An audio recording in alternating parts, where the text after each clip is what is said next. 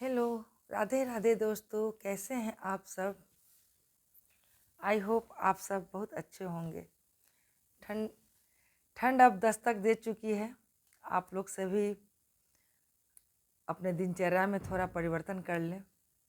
जो भी 40+ 50+ लोग हैं उनको काफ़ी आवश्यकता होती है। जब गर्मी आती है तो भी विशेष ध्यान देना पड़ता है, और ठंड भी आती है तो हमें विशेष ध्यान देना पड़ता है, क्योंकि मौसम जब चेंज होती है तो बहुत सी चीज़ें चेंज हो जाती है। हमारी दिनचर्या की जो बातें होती हैं, जो हम गर्मियों में करते हैं, ठंड में एकाएक सब कुछ चेंज हो जाता है। और हमको उसी जैसे मौसम के अनुसार अगर हम नहीं रहें तो बीमार तो पड़ेंगे ही, और बहुत से कार्य हमारे रुक जाएंगे।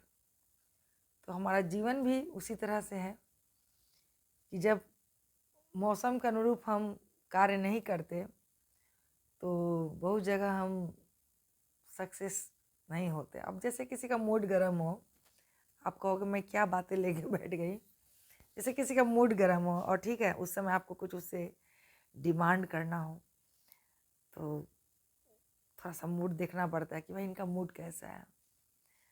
कोई अपने आप ऑफिस में है या घर में है तो मौसम देख के कार्य हमें करने पड़ते हैं। उसी तरह से हमारी जीवन भी चलती है। बहुत सी बातें ऐसी होती है जो चाह कर भी हमें करना पड़ता है, बहुत सी बातें होती है जो हमें नहीं चाहते हुए भी करना पड़ता है। शायद जीवन में कोई रूल नहीं चलता है, कभी कभी हम रूल को भी फॉलो नहीं करते हैं, और कभी कभी हमें रूल भी मानना पड़ता है। मतलब बहुत सी ऐसी चीज़ें हैं जो अपने हिसाब से फेरबदल हो जाती हैं, और हमें फ्लेक्सिबल होना भी चाहिए, क्योंकि किसी भी चीज़ में हम बहुत स्ट्रिक्ट होके चीज़ों को नहीं ले सकते। लेकिन सफलता के बारे में आज मैं बात करने जा रही हूँ कि सफलता जो है उसमें कोई शॉर्टकट नहीं चलता। जो लोग भी कोई भी कार्य को करने के लिए सोचे हैं या वो कर रहे हैं, मेरा अपना ऐसा मानना है, मैं जहाँ तक अपने आप को रीड करती हूँ, जहाँ तक ऐसा मेरा अपना फीलिंग्स है, अपना अनुभव है कि और सब चीज़ों में तो चलेगा। ठीक है, मौसम ठंड आ गई है, थोड़ा सा हम इच्छा हुआ तो आइसक्रीम भी खा ले, कस्टर्ड भी खा ले, थोड़ी सी गला खराब होगी, दवा ववा खा लेंगे, ठीक हो जाएगा। लेकिन बात है सफलता की, तो सफलता में कोई शॉर्टकट नहीं चलता। उसमें एक ही रूल है, मेहनत। बिना मेहनत के कुछ भी हमें नहीं मिल सकता। एक चाहे वो गृहिणी हो या ऑफिस गोइंग वर्कर हैं, उनको अगर अपने बॉस से प्रमोशन लेना है या कुछ भी, तो वहाँ भी आप काफ़ी मेहनत करना पड़ेगा आपको। कोई भी आप बड़े जॉब में है, वहाँ भी डिपार्टमेंटल एग्ज़ाम्स, कुछ भी, मतलब निरंतर, मतलब रुक गए तो आपका काम ख़त्म। तो वही मैं कहना चाह रही हूँ कि शायद अभी तक का मेरा अनुभव यही कह रहा है कि हमें कोई भी कार्य जब कोई भी आदमी शुरू करता है तो 3 तरह के लोग होते हैं। जैसा कि हमने संस्कृत में हम लोग एक पढ़ते थे, उत्तम पुरुष, निम्न पुरुष, मध्यम पुरुष, ऐसा कुछ पढ़ते थे कि कुछ लोग होते हैं जो कार्य को शुरू करने से पहले डरते बहुत हैं कि कार्य को हम शुरू कैसे करेंगे तो ये हो नहीं पाएगा। वो क्या करते हैं, कार्य शुरू करने से पहले ही उसका इन आउट काफ़ी दूर तक सोच लेते हैं कि इसका ऐसा होगा तो ऐसा परिणाम, दिस डेट करके वो कार्य को शुरू ही नहीं करते। तो शायद ऐसे लोगों को निम्न पुरुष के कैटेगरी में रखा गया है।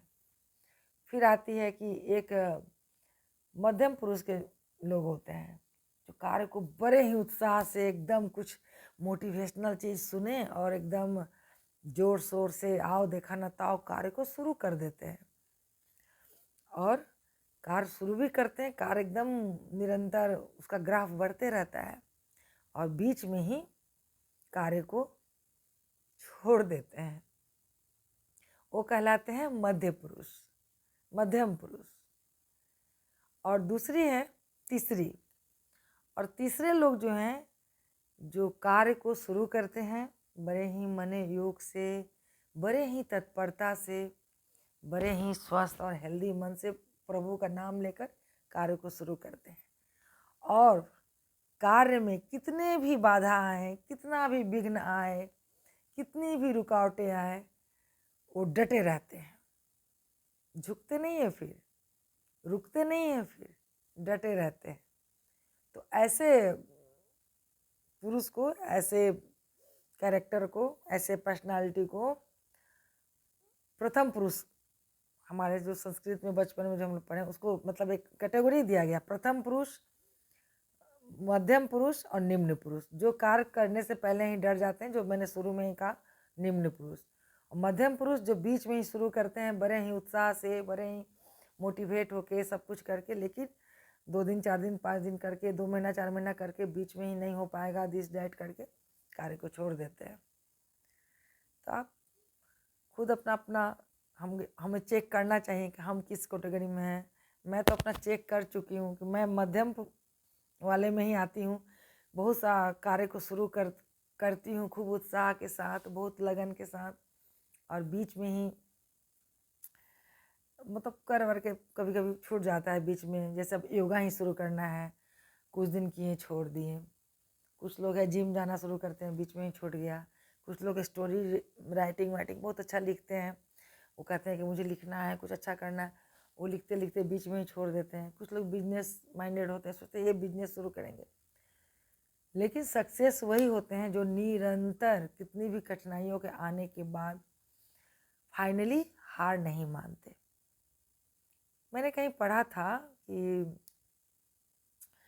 फेसबुक जो कंपनी है उसको 18 साल लग गए थे कामयाबी पाने में।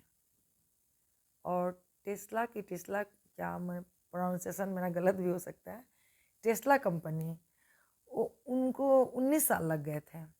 और अमेजोन को, ऐसे कहीं मैं पढ़ रही थी, 28 साल, काफ़ी समय, लंबा समय होता। 28 साल लगे अमेजोन को, 18 साल लग गए थे सक्सेस होने में फेसबुक को। टेस्ला कंपनी को लग गए थे 19 साल, 19 से 20 साल लगभग। और जो सबसे बड़ी कंपनी, सबसे बहुचर्चित कंपनी, सबसे पावरफुल जो कंपनी बनी एप्पल, उनको लग गया था 42 साल, 42 ईयर। आप सोच सकते हैं कामयाबी समय मांगती है, कामयाबी धैर्य मांगती है, कामयाबी एकदम उसमें निरंतरता बनी रहे, लगातार एकदम निरंतरता बनी रहे, वो ज़्यादा ज़रूरी है कि एक दिन किए किसी कार्य को छोड़ दिए। अब जैसे कोई स्टूडेंट है, कोई बड़े परीक्षा की तैयारी कर रहा है, तो एक दिन आप 2 घंटा पढ़िए, 2 दिन नहीं पढ़िए। एक दिन आपने 6 घंटा पढ़ लिए, एक दिन 8 घंटा पढ़ लिए, और नेक्स्ट डे या 2-3 दिन आपका गायब हो गया, तो शायद में भी गड़बड़ हो जाएगी।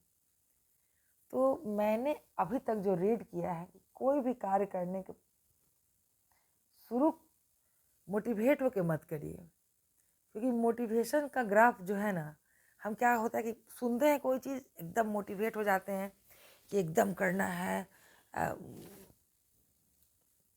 अच्छा लगता है हमको एकदम, मतलब कुछ भी सुनते हैं कि बहुत बड़ा अच्छा लगा सब कुछ, मतलब मोटिवेट बहुत जल्दी होते हैं। और मेरे हिसाब से मोटिवेट होने से ज़्यादा अच्छा है कि हम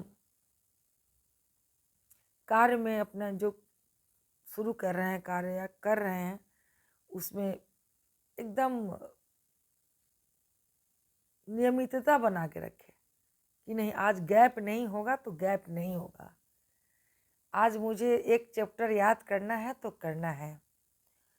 जो बिजनेसमैन है, दुकान खोलना है, इतना बिक्री करना है, दुकान जाना है, जो भी ग्राहक न भी आए तो हमको उतना घंटा बैठना है हमें, मतलब आए एकदम होप के साथ, तो ही शायद कामयाबी किसी को मिल सकती है। वरना मोटिवेट होके हम, क्योंकि मोटिवेशन का ग्राफ यूँ उठता है, जैसे मोटिवेशन का कहीं आप पढ़े, कुछ किए, आप एकदम शुरू कर दिए, उसका ग्राफ यूँ जाता है और ग्राफ एकदम धीरे से गिर जाता है। लेकिन जो नियमितता चलता है, जो निरंतरता जो होती है कार्य में, हमें सक्सेस वही बनाती है। तभी तो कहा गया है, करत करत अभ्यास जरमती होत सुजान, रसरी आवत जात सिल पर परत निशान। जब रस्सी जो होती है, जो कुएं के जो जगत पर जो आते आते एक रस्सी का भी रोज अभ्यास करने से उसका निशान पड़ जाता है। तो बस दोस्तों, मैं यही कहूँगी, मैंने अपना कंक्लूजन निकाला है कि मैं भी अभी मिडिल वाले में ही हूँ। कार्य को अच्छा करने के लिए हमें किसी भी कार्य में कंसिस्टेंसी बना के रखना चाहिए, रेगुलरली उसमें रहना चाहिए हमें, तभी हम कुछ अच्छा कर पाएंगे। और हौसला ही हार जाते हैं हम। सबसे बड़ी बात है कि कोई कार्य करने के बाद, मतलब पहले या बाद में, जो भी कहिए, या बीच में एक हौसला सा टूटने लगता है कि नहीं नहीं ये नहीं हो पाएगा हमसे, अच्छा ये नहीं हमसे नहीं हो पाएगा। करने को तो बड़ा शुरू कर देते हैं लेकिन नहीं हो पाएगा। तो वहाँ फिर अपने हौसलों को,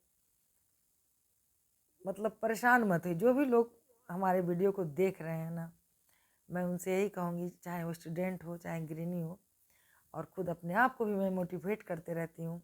जैसा कि मैं पहले की भी वीडियो में कही हूँ कि मैं जब बातें आपसे करती हूँ तो सिर्फ बातें आपके लिए नहीं होती, वो सारी बातें मैं अपने लिए भी उसको चाहती हूँ कि मैं भी उस पर फॉलो करूँ।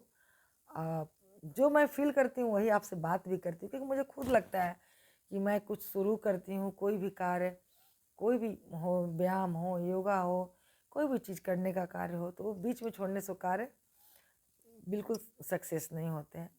और जैसा कि कहा भी गया है कि मतलब रिजल्ट पे तो हमें फोकस करना ही नहीं चाहिए कि रिजल्ट क्या होगा। अब कुछ लोग कहेंगे कि क्यों, जब तक हम फल की चिंता नहीं करेंगे तो कार्य कैसे सिद्ध होगा। तो शायद आखिर गीता में ऐसा क्यों कहा गया है कि कर्मण्येवाधिकारस्ते माँ फलेषु कदाचन, कर्म की ही चिंता करिए, फल की चिंता मत करिए। तो सीधा सा लॉजिक है इसका। और भी बहुत कुछ हो सकता है, पढ़ने से चीज़ें पता चलती है। एक लाइन में बहुत सा सार है, बहुत सा चीज़ छुपा है कि अगर हम एकदम सारा अपना रिजल्ट पे ही सारा ध्यान दे देंगे कि रिजल्ट कैसा होगा, मेरा रिजल्ट ऐसा होगा, दिस डेट ऐसा होगा, पूरा एकदम अब जैसे कोई घर बनाने जा रहा है तो पहले ही सोच ले कि मेरा एक कमरा में ये चीज़ होगा, वैसा हो। अरे पहले घर तो बना लो शुरू। तो उसमें क्या होता है कि कार्य की जो करने की क्षमता कम हो जाती है। अगर हम फोकस करते हैं रिजल्ट पे, तो सीधा सा ग्रामर है इस बात का कि हमें अपने कार्य पे ही फोकस करना चाहिए, 100% देना चाहिए। क्योंकि जब हम रिजल्ट पे फोकस करते हैं तो हमारा कार्य करने की जो गति होती है वो धीमा पड़ जाती है, या उस पर से हमारा ध्यान ही हट जाता है, क्योंकि हमारा तो ध्यान सारा रिजल्ट पे है। तो शायद इसीलिए कहा गया है कि कर्म का फल का चिंता उनता नहीं करके ज़्यादा हमें अपने जो कार्य है, जो भी कार्य है, उस पर हमें 100% अपना फोकस बना के रखना चाहिए। और हौसला बिल्कुल नहीं हारना है, बिल्कुल भी कोई भी कार्य करने के पहले हौसला नहीं हारना है। अगर हम हौसला हार गए तो कार्य क्या, कुछ भी नहीं हो सकता, छोटी सी बात भी नहीं हो सकती है। अगर हमें अच्छा खाना खाना, अच्छा डिनर खाना है तो हमें किचन में 1 घंटा पहले से लगना पड़ता है। तो वही बात है, मैं गृहिणी हूँ तो गृहिणी का ही उदाहरण दे रही हूँ। तो वही मैं कह रही हूँ कि जब हौसला अगर हार गए बीच में कोई भी कार्य के पहले, तो वो कार्य सिद्ध होगा ही नहीं। तो जो लोग भी अपने हौसलों को हार रहे हैं, या जो लोग को भी लगता है कि भाई कार्य में अब हौसला टूट रही है, तो उनसे मैं यही कहूँगी कि हौसलों को मत बताओ, हौसलों को मत बताओ कि आपकी परेशानी कितनी बड़ी है। अपने परेशानी को बताओ कि आपके हौसले कितने बड़े हैं। तो थैंक यू गाइस। आशा है आप जो भी शुरू करेंगे उसको अंत तक, अंतत्वा गत्वा उसको पहुंचा कर ही दम लेंगे। और जय सिया राम।